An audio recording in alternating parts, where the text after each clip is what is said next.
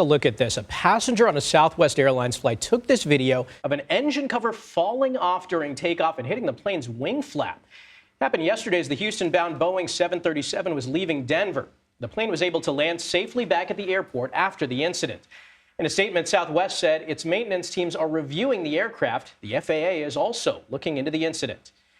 Kris Van Cleave is following this for us. Kris, we've seen a few of these incidents lately. Tell us more about this incident, how that played out.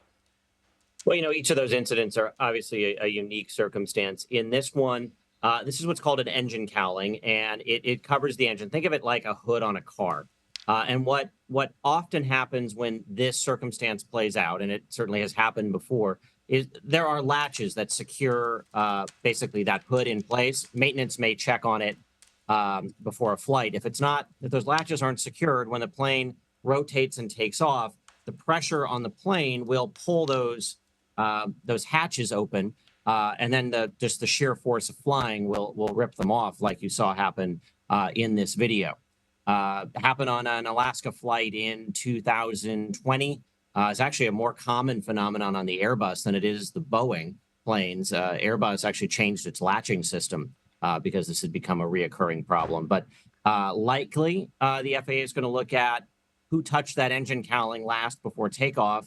And, this is also the pilots do a walk around the airplane. One of the things they're supposed to look at is are those engine cowlings latched in properly? So this is probably something that comes out of a maintenance mistake on the ground in Denver, more so than any kind of systemic issue with an 8-year-old airplane.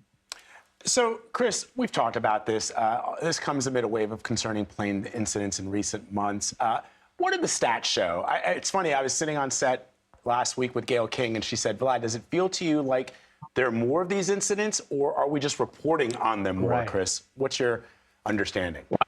I think we're reporting on them more. I mean, you have to think about there's something around 90,000 scheduled flights a day worldwide.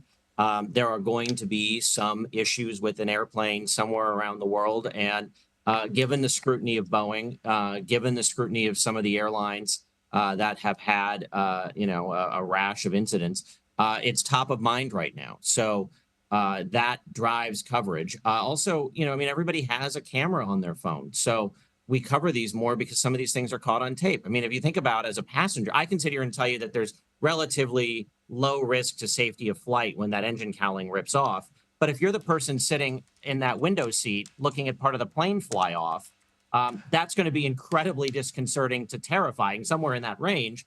And so it warrants a conversation for sure. Most likely you have a situation where a latch wasn't secured, that ripped off. You don't want to expose parts of the engine to a lot of air that they wouldn't normally be exposed to. That's why the pilots decided to land quickly. The pilots did what they were supposed to do in that circumstance. The engine was working. They landed safely. But certainly there have been a number of these incidents that raise eyebrows. Some of them look scarier than they are. Others are very concerning. A wheel falling off an airplane while it takes off shouldn't happen. Engine latches like that, engine cover latches like that, should be secured. You wouldn't drive with the hood of your car not locked down, right? Same concept. Yeah, no doubt. Although I will always remember back to my childhood seeing Superman the movie and Christopher Reeve turning to the camera to Lois Lane and saying, well, statistically speaking, flying is still the safest way to travel. I really thought you were going to tell me you had a hood rip off your car. Not even close. Kris Van Cleave, always great to talk to you, my friend. Thanks, brother. Thanks, Vlad.